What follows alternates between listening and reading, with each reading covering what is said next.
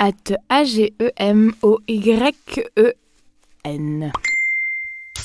Ce week-end, c'était le changement d'heure, alors même que le Parlement européen annonce que cette pratique va disparaître. Mais depuis quand s'est-on mis à découper le temps en tranches ? Et pourquoi diable obéissons-nous chaque matin à nos réveils ? Quelle heure est-il ?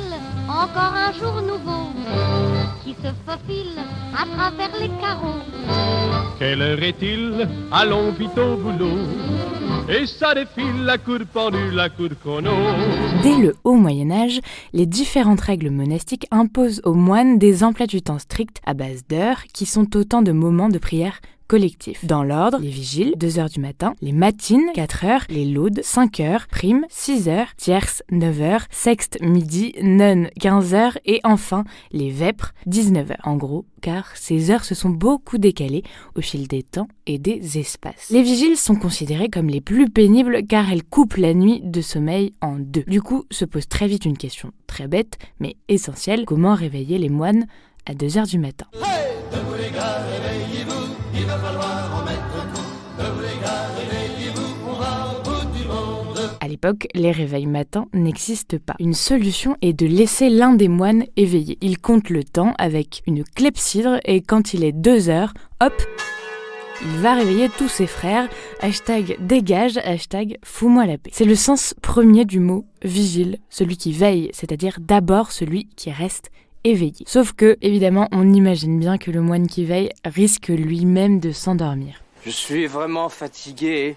Je vais rentrer chez moi maintenant. Aucun problème, on adapte. La règle du maître, au VIe siècle, précise ainsi qu'il faut 2 vigiles qui pourront se réveiller mutuellement quand l'un des deux pique du nez. Ces 2 vigiles sont même gratifiés du prestigieux surnom de coq vigilant. La prochaine fois que quelqu'un ou quelqu'une vous réveille, appelez-le ainsi. Laisse-moi tranquille, coq vigilant. Si les règles monastiques prennent autant au sérieux cette question, c'est que le fait de rater une messe est un grave péché pour un moine. Au XIe siècle, le moine Raoul Glaber raconte ainsi qu'un matin, le diable vient le voir et le tente en lui disant « Pourquoi sautes-tu si vite du lit dès que tu as entendu le signal ? Tu pourrais t'abandonner encore un peu à la douceur du repos, jusqu'au 3e signal. » Mais Raoul comprend que c'est un stratagème du diable pour lui faire rater la messe. Et hop, il bondit de son lit et sauve son âme. Pensez-y la prochaine fois que vous gémissez. Encore 5 minutes. Pendant ce temps, le diable se marre. Ce souci monastique de la ponctualité s'inscrit plus globalement dans une volonté de l'Église d'organiser le temps à toutes les échelles. Les fêtes scandent l'année, le dimanche et le vendredi rythment la semaine, et les heures donnent le tempo des jours. C'est lundi, dans mon lit, il y a 11 heures, mal au cœur.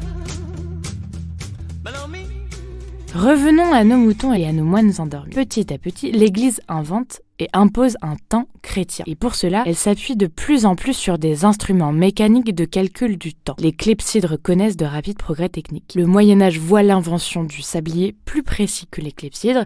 Sa première représentation se trouve dans les célèbres fresques du Bon Gouvernement de Sienne, peintes en 1338-1339.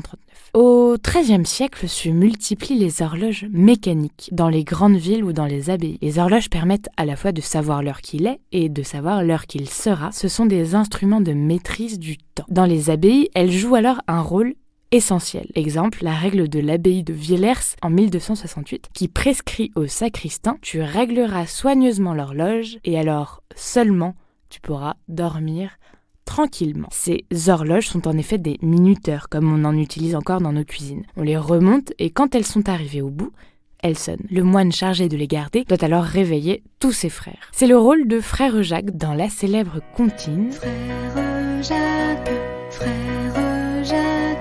dormez-vous, sonnez les matines, sonnez les... Censé être réveillé par l'horloge, Jacques doit à son tour aller sonner les cloches pour tirer ses frères de son sommeil. Vous avez la mélodie dans la tête ? De rien.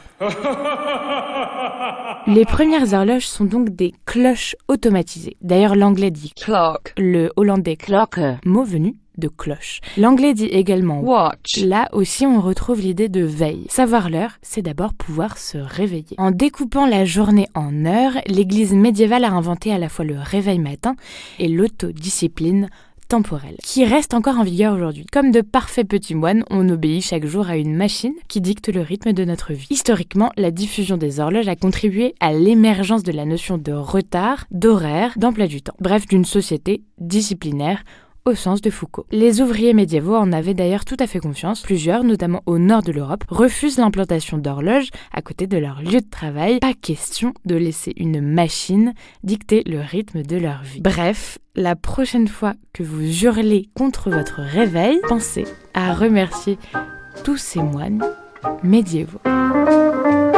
Toute la semaine depuis lundi, j'attends le samedi, j'attends le samedi.